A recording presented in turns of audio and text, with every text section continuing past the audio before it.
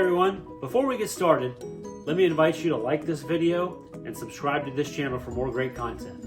Let's dive in. A common misconception is that you have to spend tens of thousands of dollars to renovate your house in order to get top dollar for your sale. Completely not true. Now, granted, if you have a 1960s kitchen and a 1950s bathroom, you may want to think about going with an upgrade.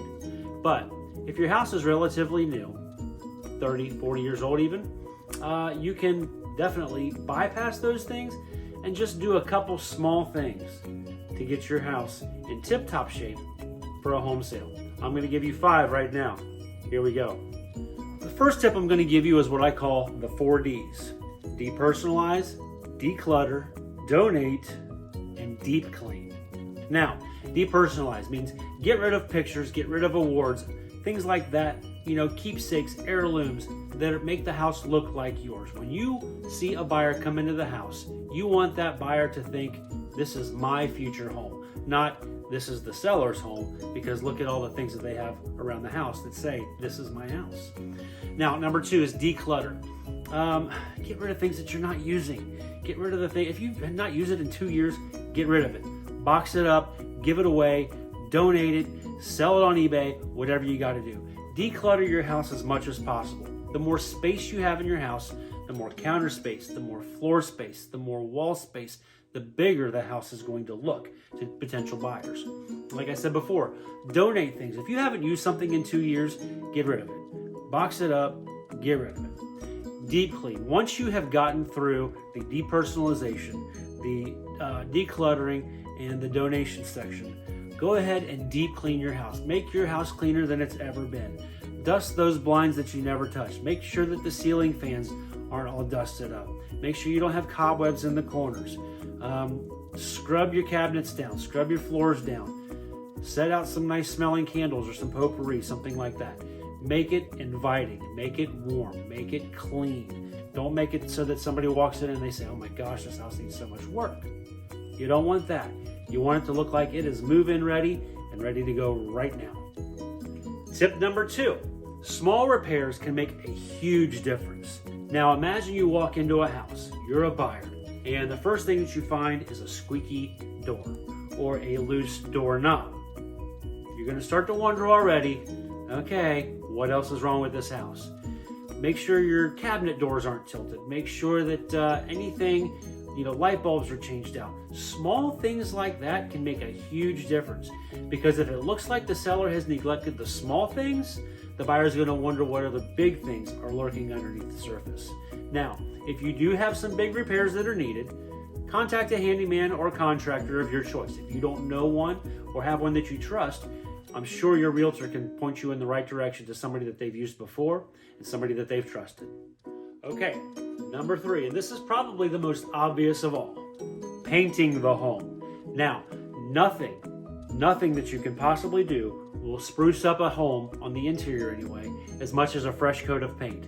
Now, I'm going to urge you to use caution when choosing your paint colors. Just because you love that Prince Purple Rain purple that you have on the living room walls doesn't mean that the buyers are going to love it as well. You want the buyers to walk in and think this is their future home. They don't want to have to put in a bunch of work, because the first thing that most of those buyers are going to do is want to cover up that purple paint. You don't want them to already coming into the house thinking, man, there's other things that I've got to do now. So choose neutral colors, light tans, browns, grays, things like that any buyer can kind of just, looks good. Now, door colors are another thing. You want your door to pop. You want your door to say, okay, now this home has curb appeal. This home is one that you want to walk into. You see this door, wait till you see what's behind it. Now, that being said, you also don't want to go crazy with the colors. You might want a pop of color, but stay safe. Just a regular red or a blue if you're going to go with colors like that. Now, the most popular color, according to research, says that black and charcoal gray are the 2 safest colors and actually increase resale value by over $6,000. This is according to HomeAdvisor.com. This isn't just stuff I'm making up. So if you're unsure about what colors to go with, maybe speak with a designer. Maybe even speak to your realtor because they've sold homes before. They see what buyers like, what they don't like. So always consult with somebody maybe with a little more experience, whether it's your local paint shop or your realtor. Step number 4, let's see if we can't increase your curb appeal. What does the home look like when someone first drives up to it? Is your lawn cut? Is it manicured? Do you have good landscaping? Is it mature landscaping? Are your bushes trimmed? Do you have some nice decorative plants and flowers out there just to kind of spruce up the outside of the home? Make sure you don't have leaves all bundled up in the corner of your front porch or up underneath of your porch. Clean the sidewalks, clean the driveways. If you have to, get a pressure washer if you don't already have one. You can rent one from Home Depot or Lowe's for probably 30 or 40 bucks for the day. If your paint is peeling on the outside, definitely have your home repainted. Why? I know it's a more expensive thing, but the ROI on a new coat of paint is invaluable. I'm going to show you some pictures.